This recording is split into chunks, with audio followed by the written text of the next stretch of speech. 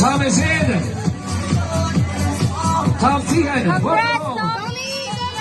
Congratulations, Tom. Mr. Emanuel Agapito looking good.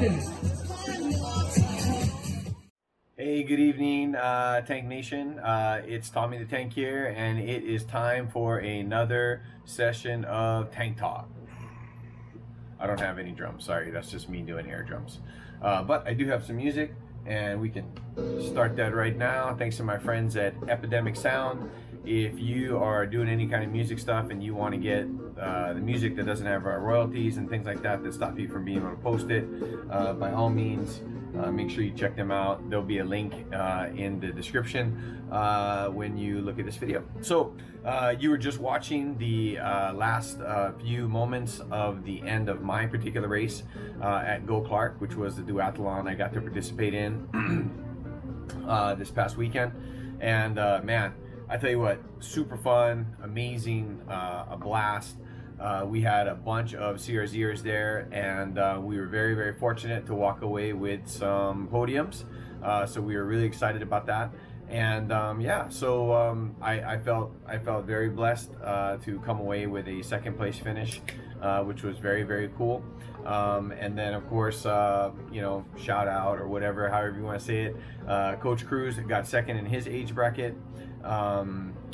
Eros Campoy, who is just a great young man, got first in his age bracket. Of course, the one and only Ira Lopez, she got second in her age bracket. And our good friend here at CRZ, humble guy, brand new dad, has the best black lab in all of the Philippines, Mr. Dennis Lopez, who got third place running the standard in his age bracket. So all that being said, you know, it's funny because we didn't talk about any of those kinds of things leading up to the event. In fact, we were all just very happy to be able to finally get to participate in an event together. Now, this wasn't my first duathlon, of course. I have already participated with the guys out at Team Bro in DRT. We did that. That was super, super hard, but it was still really, really fun. And I was actually fortunate enough to get a podium there as well. Then we went down to Calapan in Mindoro. Amazing place, amazing weekend, amazing race venue. And unfortunately, I didn't get a podium there, but it really wasn't. I don't get into races just because I'm trying to get a podium. If that happens, that's a bonus, and lots of things have gone my way. And if it doesn't happen, you know, I'm just there to compete against myself, which I'll talk a little bit more about in the next segment. And then after Calapan, we were in a road race at the First Christian Yap, and we didn't get a podium there either. But it was so much fun, and the reason it was fun is because we had a bunch of CRZ guys that participated, and we had some women CRZers, the Amazonas, that participated. And you know, some of these people, this was the first time they'd ever been in a race. So to be in a 50-kilometer bike ride in Tarlac, or bicycle race rather, it was just epic. So super, super fun. I was really happy about how all that went down, and yeah, it was great. So now, of course, Clark is over, and I have to give a shout out to GoClark and Jumbo and the whole team there, because these guys put on like a world-class event. It was very, very smooth from when we signed up to when we picked up our race kits to race day. And you know, you feel like you're walking into a venue that's set for pros. And here you are, just a recreational participant. So that's super, super cool. They had a great elite class, and I have to give another shout out to one of my friends, Ria Stawicki. If you haven't seen or know anything about her, I highly recommend you go over to Facebook, and you can actually go to the GoClark events page, and there is a story there about her as an elite woman, you know, racing. She's part of the Scania team, and it's a really, really amazing story. It's kind of a comeback story, if you will, but she had a fantastic race day and won her elite class. So I'm pretty sure that we're going to see a lot more good things coming from her in the future as well. So congratulations, Ria, really amazing, really proud of you, and your story just makes it all the better. So really cool stuff. So yeah, so GoClark and the duathlon was fantastic. For those of you who don't know, it was for us in the sprint category. That was a 5K run, a 20K bicycle ride, and then a 2.5K run to wrap it all up. So yeah, I really have started to embrace these duathlons. I can't believe it, because if you would have asked me a year ago, do you see yourself doing duathlons? I would have been like, nah, no chance. Because I'm not a duathlete. I don't even like to run.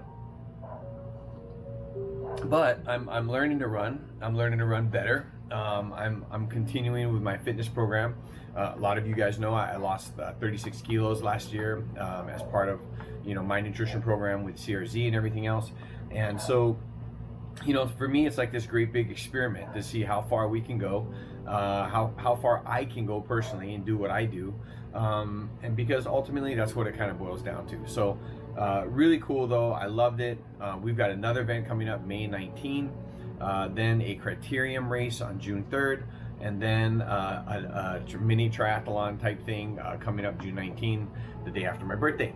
So it's going to be super exciting.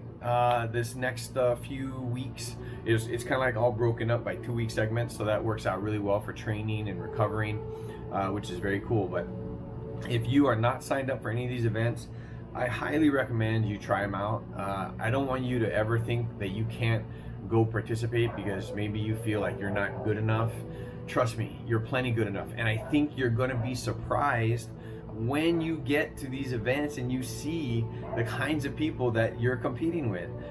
It's really, really cool. I mean, in my age bracket, the 50 over, there's everyone from 50, which is what I am, all the way up to 60s and 70s and things like that. So it's really, really amazing to have people like that right alongside you, right?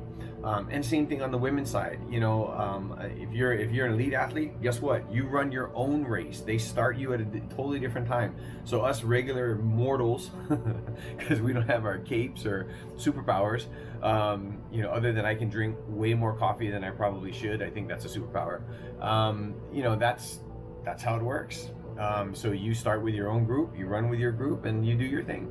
And one of the things that coach has always instilled in us from day one was, ride your ride, run your run, swim your swim, race your race. The race isn't necessarily about that person right next to you and beating them. I think there's a lot of camaraderie that comes from racing and everything else. In fact, I was just reminded of that earlier today. I was watching a YouTube video from a triathlete in the US. His name's Lionel Sanders. He's actually Canadian, but he lives in the US now. He's considered to be one of the best triathletes in the world. And he was talking about how over the last few years, he felt like he was basically hitting this glass ceiling in his abilities. And he'd had some very disappointing races as a world-class triathlete. And one of the best guys in the world, his name's Gustav Iden. Gustav's brother is a coach, and after one of the races, they approached Lionel and they started a conversation about, what would you think about this, and maybe you could look at things a little bit differently, and just to see if he was even open to the concept, right? So really cool outcome. Gustav's brother ends up becoming his coach, and over the course of the last year and a half, basically all through the pandemic and everything, he learned that he might have been doing things a little bit wrong or backwards, however you want to look at it. And so it gave him a fresh lease on life and this career that he's been building to. And now he's getting ready to race in the World Championships, which are coming up this weekend in Utah. So, when I see that, and Lionel actually makes the point that it's pretty unique when a fellow competitor approaches you about how to make you better. So at the end of the day, it's not just about being the best and not sharing knowledge, not sharing wisdom, not trying to lift up your fellow man or your fellow woman, whatever the case may be. Because if you're the only one that can do something, then there's not really any competition, right? So how do you measure that? But by bringing up a community of competitors and individuals together, then you make that environment even better. And so I really, really love that story. Again, check it out, Lionel Sanders. I will put a link to Lionel Sanders and that particular YouTube video also in the description, so that you guys can check it out and give me some feedback. Let me know what you thought. I follow Lionel Sanders. I think the guy is a little bit crazy, but he's he's cool. But Lionel's actually made it a point to be very open about his training, about some of his setbacks, about some of the things that he just flat got wrong. And I think it's really cool when we can open up and be honest about some of those kinds of things, because you know, when you're competing at a certain level, that's not always the easiest thing to do. So very, very cool. All right, so that leads me into the next segment, which is basically competition. So, you know, we're definitely in the heat of the season now, right? We had 2 years without races, and just in the last few months, there's been tons of racing going on, road racing, mountain bike, of course, Tour of our Ronda Filipinas, you know, and all of those things. And we've got Tour of the Philippines coming up in June. So there's just tons and tons of racing going on, and I think it's awesome. I know there's so much frustration over the last couple of years because people just weren't able to compete, right? And ultimately, if you're trying hard and you want to measure your abilities against others that may be along the same lines as you, then a competition can be very, very healthy.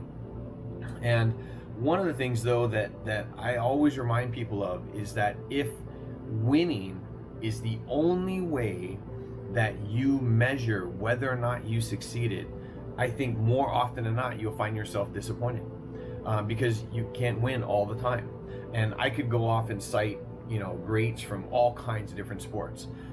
Those of you who love basketball, obviously, if Steph Curry only thought that he was amazing or that he was successful based on winning the world championship every year, then he would probably say he's had a disappointing career. But I think Steph Curry's a lot deeper than that and doesn't think that way, right? So that's one. If you look at Lewis Hamilton, you know, Lewis Hamilton dominated F1 for years. So I think seven seasons. He was the F1, or maybe no, I think it was just 7 seasons. He was the F1 champion. 8 seasons they were the car manufacturers champion.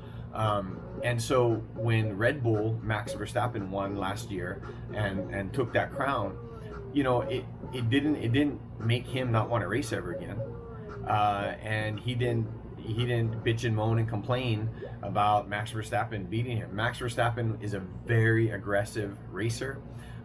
There may have been some questionable things, but the F1 is good about seeing that, and they penalized him along the way, as they do everyone, to try to keep racing fair. But I think the cool thing is that competition pushed everyone to new levels, and you got to have that. You want to have that. You even see it in the medical industry. If you look at doctors and surgeons, you know, there's a lot of competition to become a surgical resident and things like that. Why? Because you want the best people trying the hardest when it comes to helping save lives, right? Simple concept, but very, very straightforward. So competition can be healthy. There's no question about that. Now, where competition gets unhealthy is when we say only if we win or only if we podium did we succeed. And I just think that's totally unfair. So as I shared with you a few minutes ago, you know, I went to Team Bro and I got a podium. I was 4th. It wasn't a huge field that I was in, but you know, so be it. I got a podium, great. When I look at the guys that beat me, though, they beat me by several minutes, and these guys are no joke. They're real runners and everything else, and so I have to recognize that I have my own limitations. I'm still 85 kilos. I'm 50 years old. I've done lots of other very, very physically challenging things in my life, like American football and rugby and I mean physical work type stuff so for my whole life. So, you know, I'm beat up. For those of you who don't know, I mean, I've got some scars. I don't have bicep tendons in both arms. If you've seen my legs and in some of the other pictures, I had a career-ending rugby injury that I've got a huge scar from and everything else. But I looked at it like, you know, this was going to be an opportunity for me to test me. So one thing I taught my kids, even when they were younger, and we talk about how a football game went or how a soccer game went or whatever the case may be, I'd always remind them that the only person you have to be honest with and answer to is the person looking back at you in the mirror. That's what matters most. It doesn't matter what I think. It doesn't matter what your friends think. It doesn't matter what someone on the sidelines is thinking. All that matters is what you think about your effort.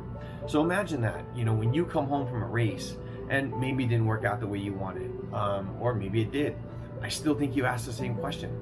You know, did I do everything I could today to be successful? If the answer is yes, go to sleep, peaceful, happy, and you wake up the next morning and you get a shot at doing it again down the road some other time. If the answer is no though, then that's a totally different outcome, right? You now get to be honest with yourself and assess what I could do differently. Maybe you didn't get enough sleep the night before. Maybe you overtrained. Maybe you didn't have your nutrition stuff right. Maybe you had a mechanical and it was totally out of your control, right? All kinds of things. Oh, that leads me to like this whole thing. Okay, this is unbelievable. In Calapan, I tightened it down, done all these things. I jump on a bike, I start racing, my seat starts moving. So I ride the entire race in Calapan with a moving seat.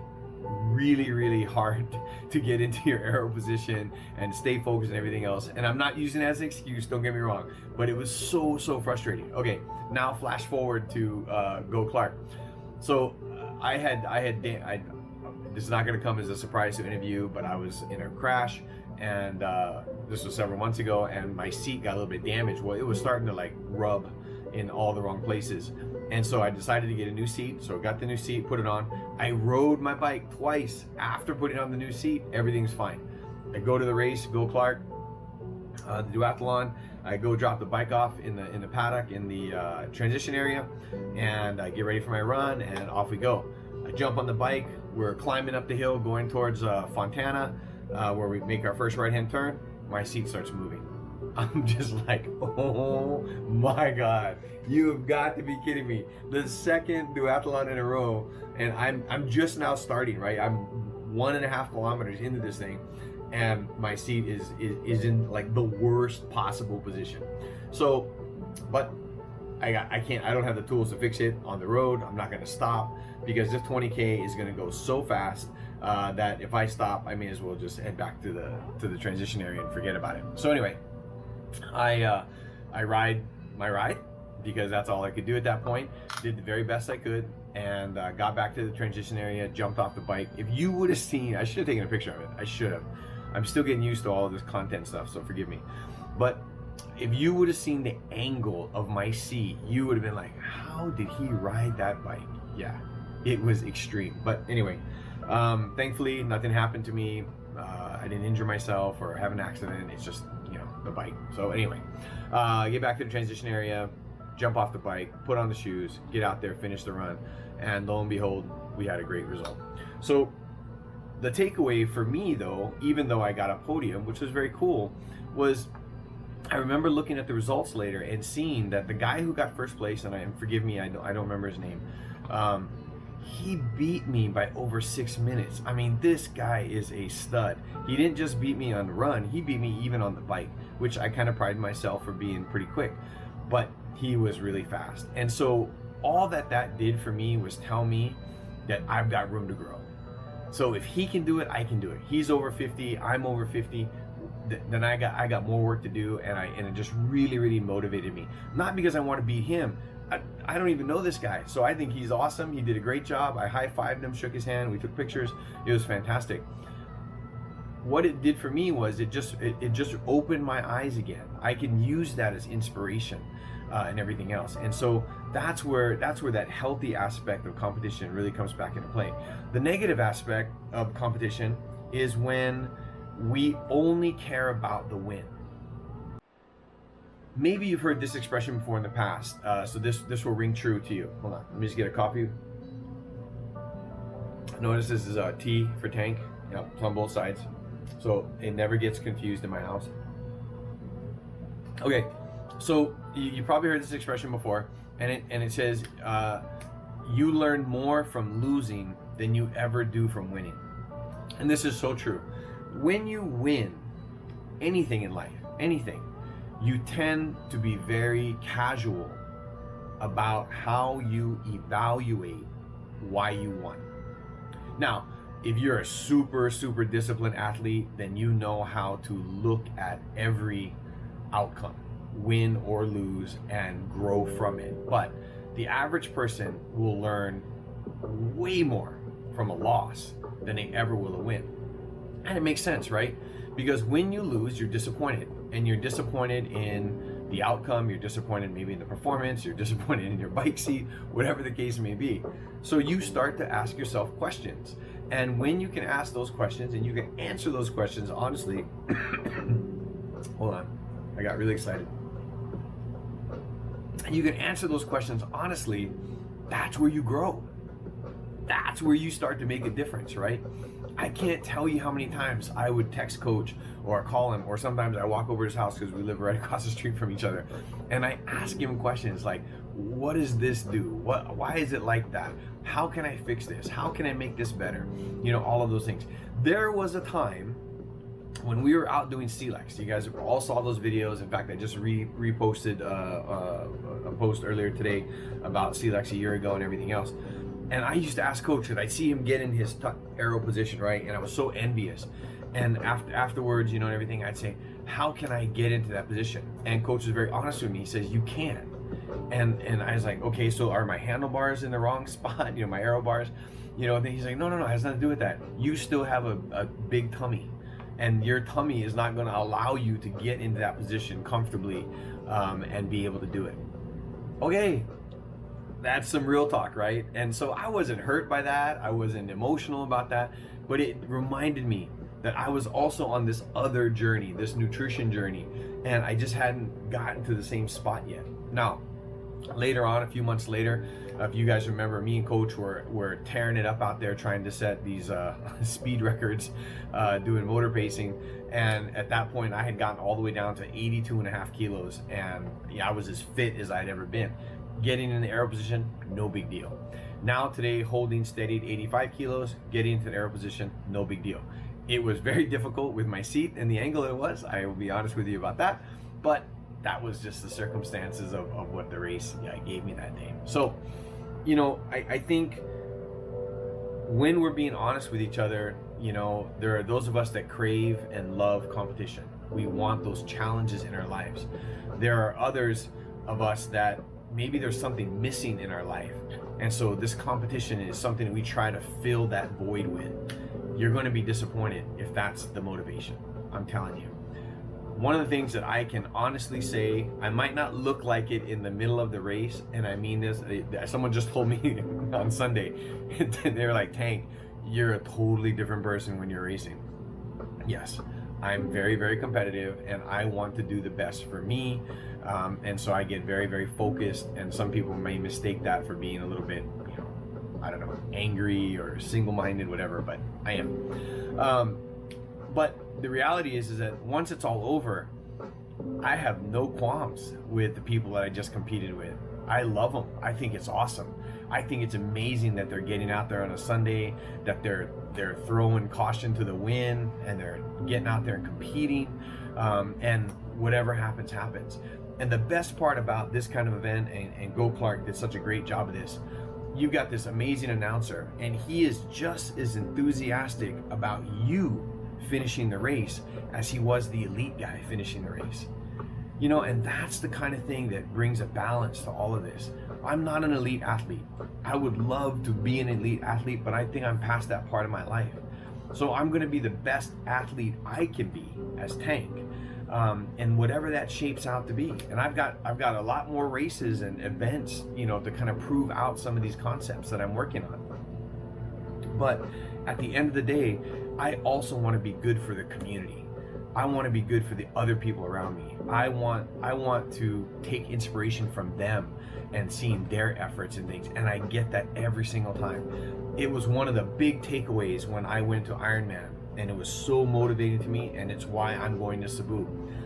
I saw people competing in Ironman that I never would imagine would compete in Ironman.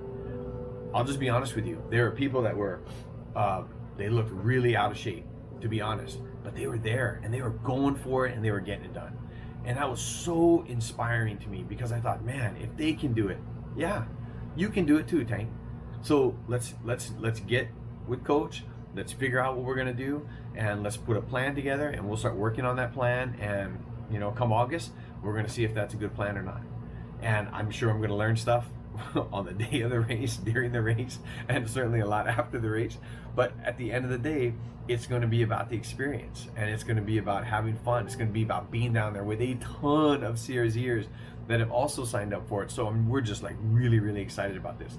So, you know, I guess the last thing I want to leave you with in this segment with competition is competition is good.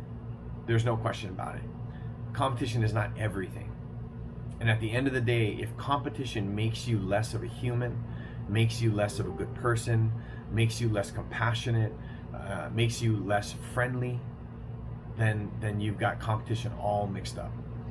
You know, at CRZ, one of the things that Coach was inspired to do was to have little internal competitions just for CRZ members. So we had our own DIY kind of events and things like that. And part of it was because sometimes when you get into the competition world, that's where everything gets twisted up. And he wanted to create an environment where anyone, no matter what skill level they were at, could compete, could have fun, could see what it's like, could practice working in a transition and being goofy and not fast and forgetting to put the shoes back on, or you know, whatever the case may be. That's just the way it is, you know. So I think that what we have to remember about all of this is that at the end of the day, we want the community to be healthy. Not just our CRZ community, but the community in general, for multisports, for cycling, all that stuff. And the best way to do that is to lift each other up in competition, to be supportive of one another in competition. You know, we don't have to put anybody down. No one person is really any better than any other person, that's for sure. And so we don't have to treat people that way. We can just be good people to each other. Now, when the gun goes off or the whistle blows or whatever the case may be, yeah, it's time to go out and compete. But you're competing against yourself. Make no mistake about it. If you win a race, but you did it being an asshole, you're never going to feel good about that. Never. So be a good human, be a good person, be a good friend, be a good teammate, be a good community member when you're out there, and have some fun. I know I do. And if you're watching this and you're a fan, thank you so much. I love the feedback that I get from my fans. I love meeting you guys out at these events or on rides. Don't be shy. Come take pictures. We've got stickers. We've got baller bands. You know, all kinds of stuff. So come say hello. We're always there. Everyone knows the uniforms we wear, so you can pick us out. But by all means, you're always welcome, and we welcome that opportunity with all of you. And if you're new to the channel and you like this kind of stuff, you're crazy, but I like you too. Hit the subscribe button so that you're always tuned in to when this stuff comes online, and that way you and I get to see more of each other, and it's going to be awesome. So thanks a bunch, and we're going to wrap up our tank talk with, yes, the Basher update. See ya.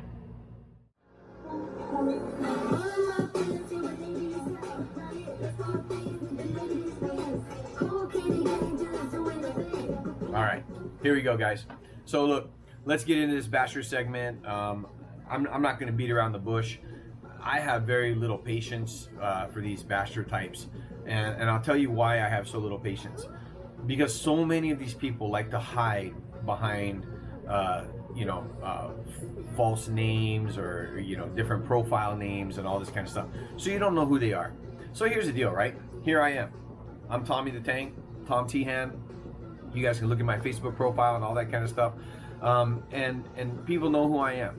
So when I joined Reddit, I was actually told by someone, you should use a different type of profile name so that you can just answer whenever you want and not have anyone know who you were. And I purposely said, no, I'm not going to do that. And the reason I said that was because I wanted people, you guys, to know when I was talking to you or I was making a statement about something. Because I have read so much crap, so many lies, so much BS, and just hatred-filled statements that I just got tired of it. And I said, I'm not going to do it anymore. I'm not going to let people just talk like that. Now, everyone has the right to free speech. It's guaranteed under the Constitution of the United States, guaranteed under the Constitution of the Philippines. However, Free speech doesn't mean you're not accountable for what you say. So if you're going to say some crazy stuff, and some crazy stuff has been said, the least you can do is be accountable, right? I think that's fair. I think it's fair that if you're going to accuse someone of scamming people, I think it's fair if you're going to tell other people that this is fraudulent or whatever the case may be, then we should at least know who you are and where you're coming from and all of those kinds of things, all right? So let's just get into it, right? Because I said I'm not going to pull any punches. So I think all of us, or maybe not all of us, because his crowd is not that big, but I'm pretty sure that everybody knows this guy. His name is Whistleblower Barney. Yeah, Whistleblower Barney. Now, I don't know this guy. For all I know, he might be a super nice guy. So I'm going to give him the benefit of the doubt. But what I do know about this guy is that he is riding on the wave of being a hating basher. Why? Because that's what people dig, I guess. His followers love that kind of stuff. The problem is he doesn't know any of us. He doesn't know one person in CRZ. He's never talked to one person in CRZ that is part of this community, that has gone through for what some of us have called a transformation and all that stuff. And yet he likes to go on his TikTok channel. I'm sure you guys have seen it. And so I'm even helping promote now his channel, which is part of his livelihood, but it's worth doing for this reason alone. He has actually gone to the point where when one post from Cruise Control comes out, he goes and puts out a rebuttal post about it being fake and everything else, and and all this kind of stuff. Now, one of the things he likes to point out, which just cracks me up, is this thing about certificates and everything else. So let's just clear the air once and for all. Maybe. It probably won't work, but we'll try, right? We're good people, so we're gonna try. Number one, and I can go to countless YouTube videos where Coach Leian Cruz actually recommends people go to any bike fitter they want. Any bike fitter they want. I will repeat it one more time. Any bike fitter they want. There's nothing wrong with that. We don't ever sit and talk about how bad other bike fitters are or any of that stuff, because that is irrelevant to the process. So bike fitting has a place. Obviously, not every bike fits every person. So if you're getting a bike and you want to go, whether it's to Mito Iligan or Frederick Iligan or Velogic Fit or whatever the case may be, by all means go.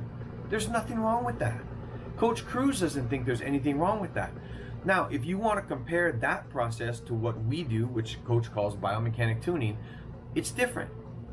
Now, I could tell you some of, but if you watch any of the YouTube videos or any number of the YouTube videos, you could probably put it all together at this point about the things that we do.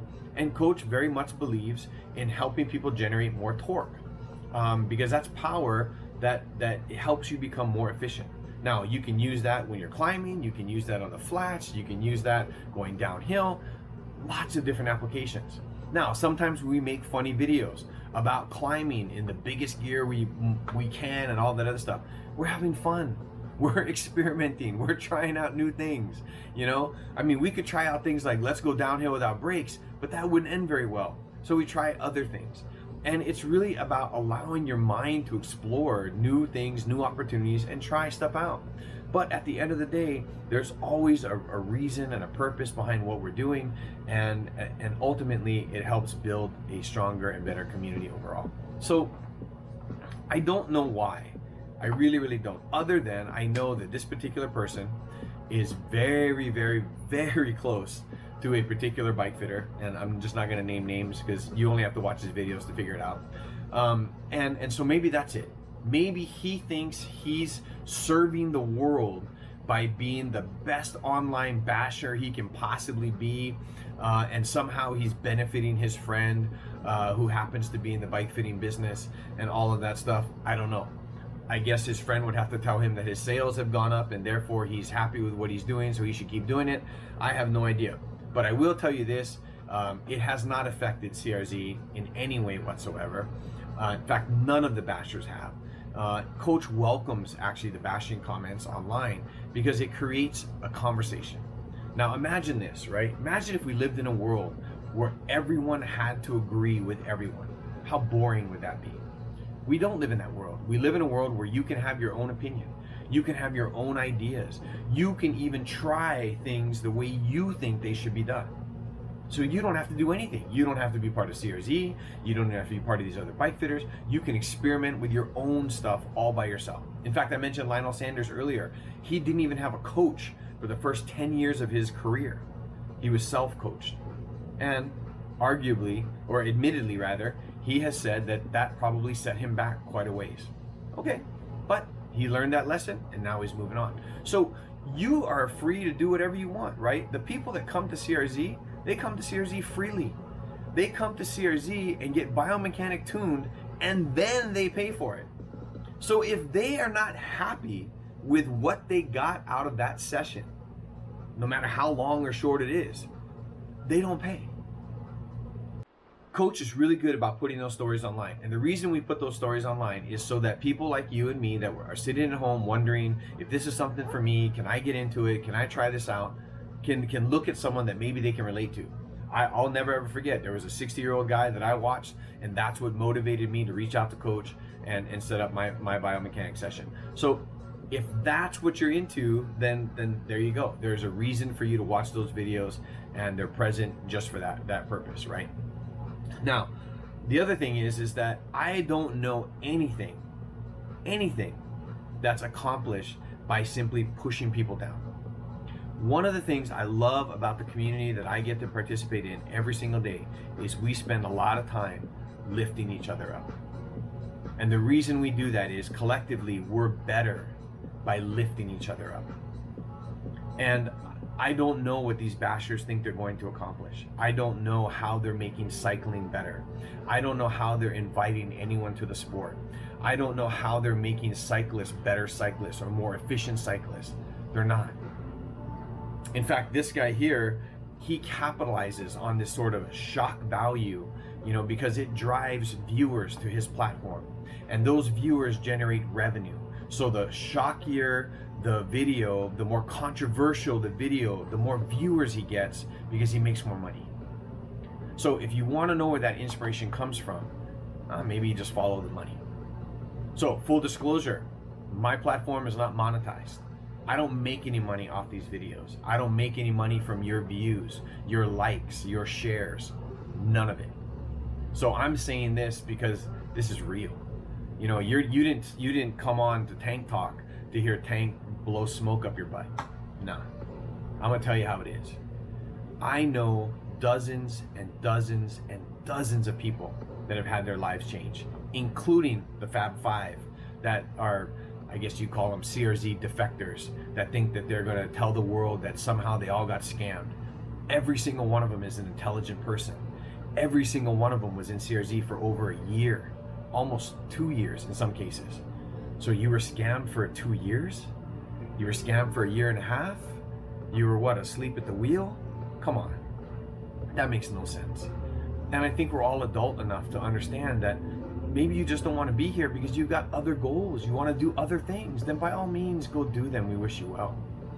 We hope for the best so that you can be happy doing whatever you're doing.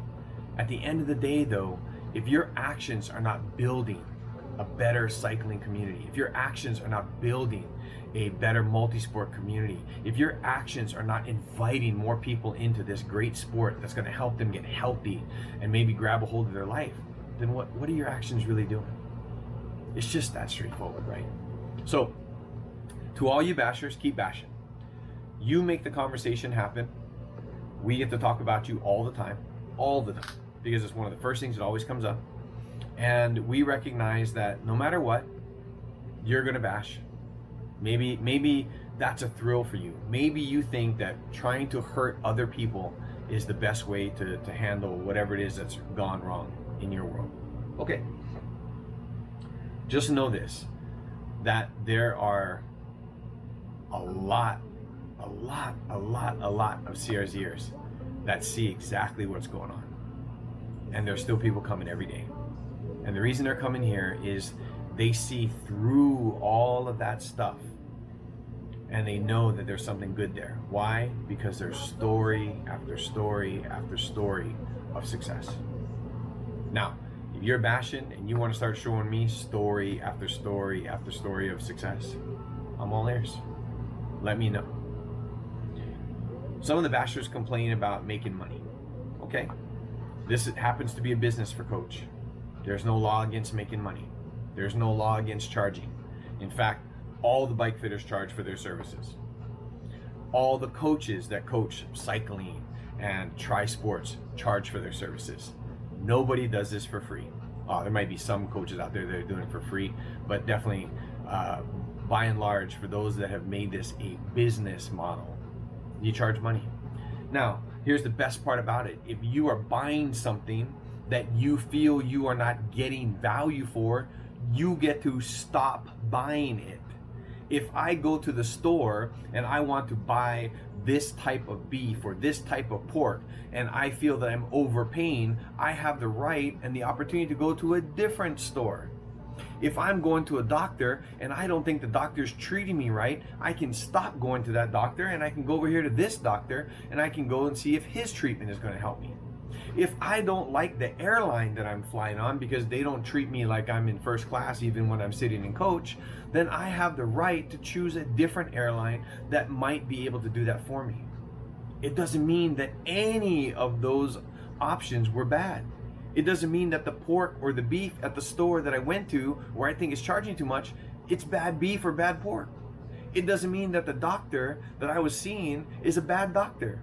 And it doesn't mean that the airplane that I was on is not a good airplane. Common sense. A wise man back in the US, Ben Franklin, a long, long time ago, considered to be one of the wisest statesmen that the US has ever had, had this saying. He said, common sense is not so common.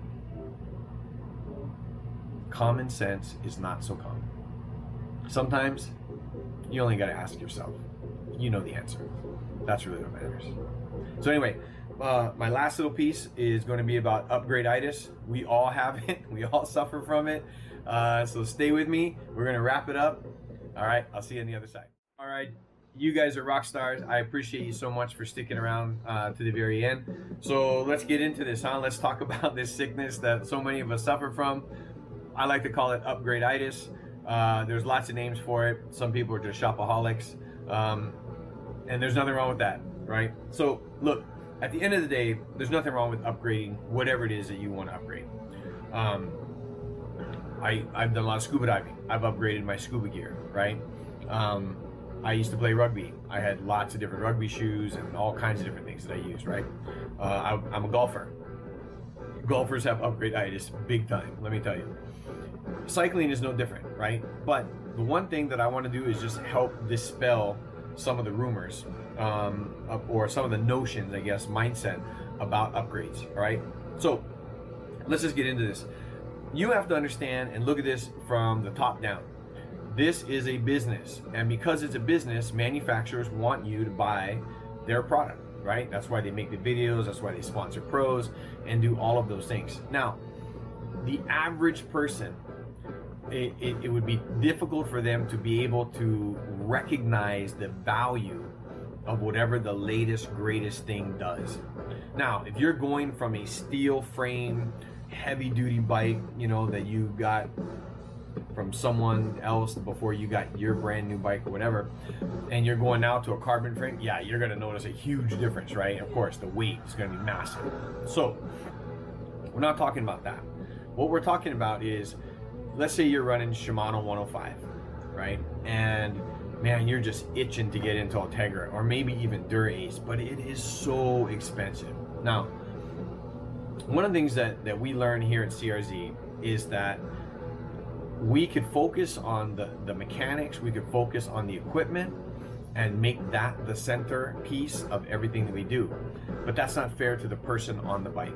So my big joke is I'm the worst part of my bike. I am. I'm the heaviest part of my bike. I'm the least aero part of my bike. And the minute I get on that bike, it goes from being 7.2 kilos to being 85 plus 7.2 kilos, right? So I'm the worst part of my bike. Now, is it easier for me? I mean, how much weight could I possibly take off a let's say 7.5 kilo bike, right? I mean, if I took off a kilo kilo of weight, it'd be 6.5. So if you and I walked up to each other on the street and you said, hey, how heavy is your bike, Tank? And I said 6.5 kilos, you'd be like, whoa, that bike is only 6.5 kilos? Yeah, here, try it. You'd be amazed. Do you know how much money I'd have to spend to take a full kilogram off my bike? It would be well over 100,000 pesos. Now, get ready. I know it's gonna blow your mind. Imagine if I took 1 kilo off Tank. How much do you think that costs? Now, which is better? Me being a lighter version of Tank, or me trying to figure out how to spend 100,000 pesos to get 1 kilo of weight off my bike that I then climb onto at 85 kilograms? So, my message about upgrades is upgrades are fun. Upgrades are cool, yes. Upgrades, I don't know, maybe they make you feel better. They don't make you necessarily ride better. If you want to focus on something that's going to make a huge improvement in your biking, a huge improvement in your running, a huge improvement in your swimming, focus on you. Have UPGRADE-ITIS for you. I'm telling you, it'll change everything. Yes, I lost 36 kilos. Yes, I've been able to keep it off for well over a year now.